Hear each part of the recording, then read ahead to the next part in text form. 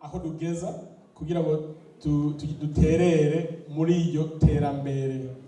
As Burundians, we have to do what we can, where we can, and it's all about again the sacrifice, so we can also contribute into that part of the development. Muri Victoria rero turagerageza ibyo dushoboye, ariyo mpamvu uyu munsi ndashaka kubasangiza imigambi ibiri turiko turakora kandi twifuza kubana dukora mu myaka ine iri imbere. As Australian Burundian community in Victoria, I'm going to share with you two major projects that we are currently running, which part of also what we are proud of. We are trying to do our best, so I'm going now to share with you what we have been doing, and this is two major projects that's also really major for us and significant, which I'm also grateful for. Umugambi wa mbere tumaze imyaka nk'ibiri cyane dukora, umugambi mubona hano wanditse ko ari Homework Club. The first project that we've been running, which probably this might be the second year, it's what we called Homework Club program. Homework Club ni igiye kugerageza gufasha ugwaruka ruri mu mashuri ya primaire, secondaire no ku university kugira ngo aho bari ntibananigwe tubaduze barenguja musozi uba wabagoye. So this project pretty much it involves our Burundian community members to support our young children from primary school to secondary school all the way to university to make sure they are all well supported so they can be successful in their studies. Uyu mugambi uzokomeza mpaka imyaka ine tagihindutse. This program is going to run at least for 4 years. Muri uyu mugambi twahisemo mbere twakorera hano muri Shepparton n'ahandi henshi, ariko muri Shepparton barigenge nuva bararonse ingene bashobora kwifasha hano dukorera muri Belthrand cyane cyane. So this project was in the beginning was part of as Victoria also, which also Shepparton was included, but this time Shepparton part area region has got their own funding as a group. So, but now we are focusing mainly in Metro Melbourne and also part of Geelong as well.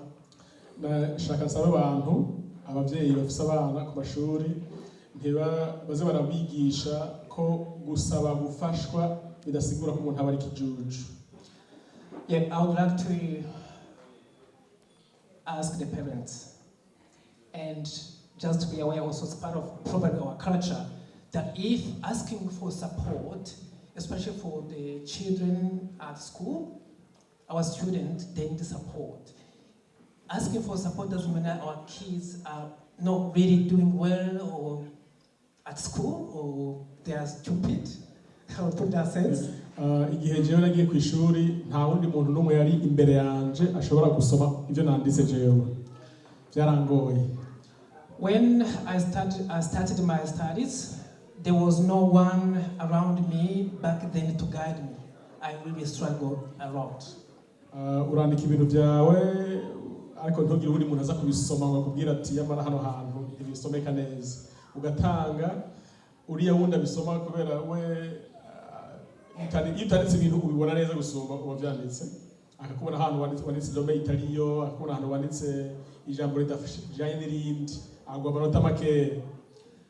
So, because when you go to school, it's a whole process that it's a learning process that involves someone else as to check what the work we have done. Sometimes you might be writing something you think is really meaningful, but until someone else check that you've done the correct work. Otherwise, it's not really, that's why we encourage everyone to seek support through that learning process. Abandi bantu, abashinwa, abahinde, n'abandi bantu bo ngaha bafise abandi bantu babo bize amashuri menshi, arandika ibintu wewe, agaca yarungikira muyomba canke inshuti ubundi umuntu akamusomera akamubwira ati abantu changing agasanga agusubye amanota mu ishuri kandi atabwiye gusoma. So which means, I will give you an example. Communities like other communities like Chinese or Indians or other communities, they've got their own people who've been to school, they know the system, already educated.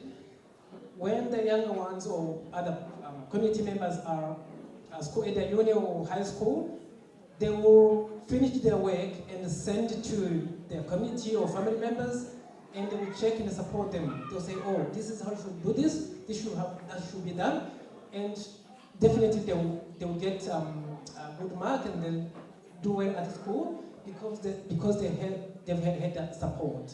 Nashaka basabe namwe abarundi mumenye ko dufise ubwo bushobozi bwo gufasha abantu.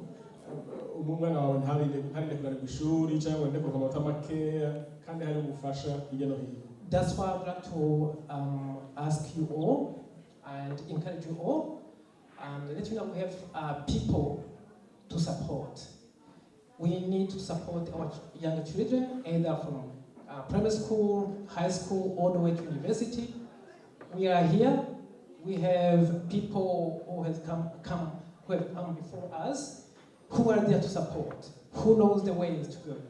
And don't feel like, don't feel behind while you have enough support here. Now, to give you in slide.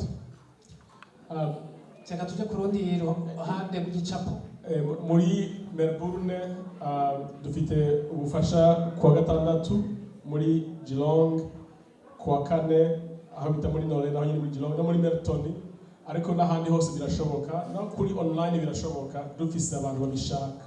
So in Melbourne we have two main areas, in Geelong and Metro Melbourne, and Melton as well. So we've got Saturdays and Thursdays, and if you like, it's not, you're not required to bring the children all the way to Geelong or Melton or Melbourne.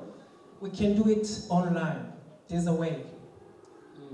Now, iyi programu ifashwa na Department ya Education, Ministeri y'uburezi cyangwa y'amashuri abanza n'ayisumbuye na university. Yeah. So this program is supported and funded by the Department of Education. Iri shuri yitwa Norlane College niryo rikunda kuduha aho dukorera kuri gusa.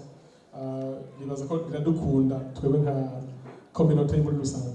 So the Burundian community in Victoria, we have a very good partnership or relationship with the Northern College, which is a TAFE based in Geelong.